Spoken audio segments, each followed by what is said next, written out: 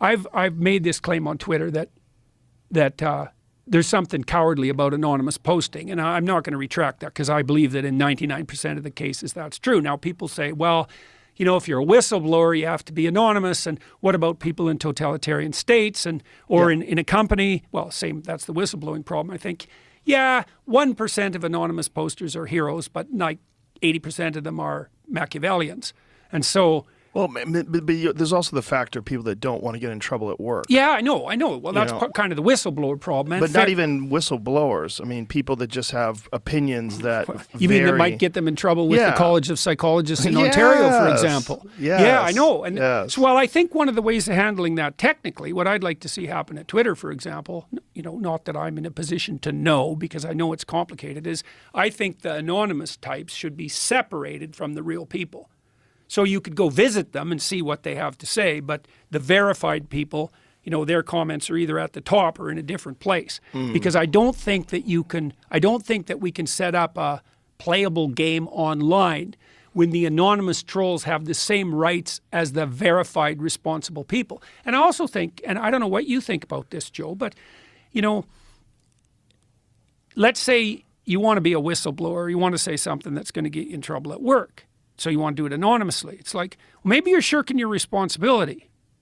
Because maybe you have a responsibility, you know, and I could be persuaded alternatively, but maybe you have a responsibility if you have something to say it in your own voice and to put yourself behind it. You know, and maybe you're taking the easy way out by not doing that. And, you know, I don't want to say that about every single person who posts anonymously, but, you know, tyranny emerges when normal, honest people are now afraid to say what they think. And when the tyranny is complete in a totalitarian state, no one ever says what they think about anything. Everyone lies all the time. And I see part of the pathway to that, the unwillingness of ordinary people to take the consequences of their truthful speech. You know, and I also think that's detrimental to them because I think that you find the adventure in your life. I think this is certainly true of you.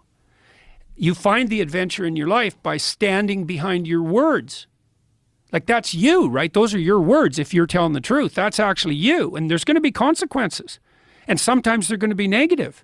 But do you really think that the consequences of telling the truth in your own voice are negative? You think the world's structured like that? Jesus, that's a dismal view, man. Well, it depends on the amount of autonomy you have. It depends on the amount of resources you have. Yeah. I mean, like let's take, for example, nurses. Nurses who had contracted COVID during the pandemic and had developed natural immunity. There was already studies that showed that natural immunity was superior to the immunity that was imparted by the vaccine, but yet they were being mandated to take this vaccine. Yeah. And a lot of them had some serious apprehensions about it Yeah. that were logical based on people that they knew that had adverse reactions. And now we're finding out more and more how common those adverse reactions were. Now, if these women stepped up or these men who are nurses stepped up and said something about it publicly, they would be fired. Yeah, well, look, when I was working as a clinician, I had lots of clients who were in that position. You know, they're at work and they're being tyrannized by sometimes it was DEI types and sometimes it was DEI? just diversity, inclusivity, and equity. Oh. You know, the woke ideologues who were coming for them and not letting them say what they wanted to say politically. And sometimes they were just being tyrannized by garden variety narcissists. You know, their bosses were that sort. Yeah. And it was crushing them. And, you know, it's easy to say to people like that, well, just stand up to your boss. But they often were rather constrained in their employment opportunities and they had families. And so you can't tell people, well, just go shoot off your mouth stupidly, get fired and taken out and mobbed and let your family starve. That's a pretty dumb strategy. But what we would always do in the therapeutic endeavor with someone in a situation like that was to situate themselves in their life so that they could afford to abide by their own truth. And so that might mean if you're in a job, let's say, where you don't have freedom of expression, you know, you get your resume or your CV polished up so that if necessary, you could make a lateral move relatively quickly. Maybe you send out some job applications just to test the market. And if you're not marketable, maybe you pop up your skills. And then maybe if you're in a position where you're vulnerable because someone else has got control over your tongue, maybe you work real hard to put some other ground under your feet so that you can't be taken out so easily. You know, like when I opposed the Bill C-16 in Canada, the mandatory pronoun bill, like I knew, first of all, I knew that that would cause a psychological epidemic. I told the Senate that back in 2017. I said, you guys don't know what you're doing here. You're going to confuse a lot of adolescent young women, and for every girl you hypothetically save who has body dysmorphia, and that'll be a vanishingly small number of people who are actually saved, you're going to doom like 300. Of course, that's exactly what's happened. That's why the Tavistock clinic shut down in the UK, you know, and so there was that. But I also had set myself up, you know, because I had 3 streams of income.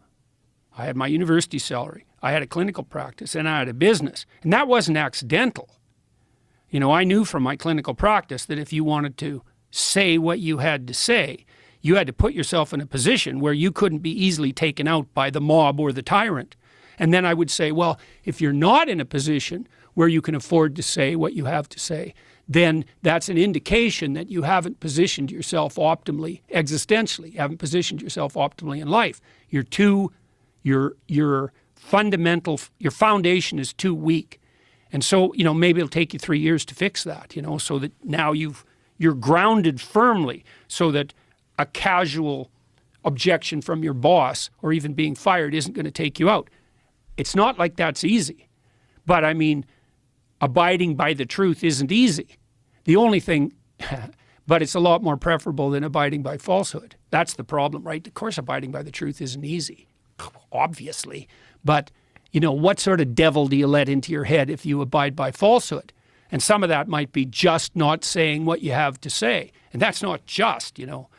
Mostly we regard sins of commission as more egregious than sins of omission. You know, an outright lie is worse than just failure to say what you know to be the truth. But when enough people are silent about things they know they have something to say about, something about, then you have a tyranny. And so, well, we haven't sorted through all this, you know, very well in our society, but I think it's morally incumbent on all of us to set up our lives so that we can afford to tell the truth. And if you can't, well, then you think, no, you haven't got the hatches battened down, right? The walls of your towers, your fort aren't high enough. You're not properly armed. And you should be, because, you know, the mob's coming for you. And so is the chaos of nature. And you bloody well better be prepared. And so I think if you're anonymous, you're depriving yourself of the necessity to put yourself in a position where you can tell the truth.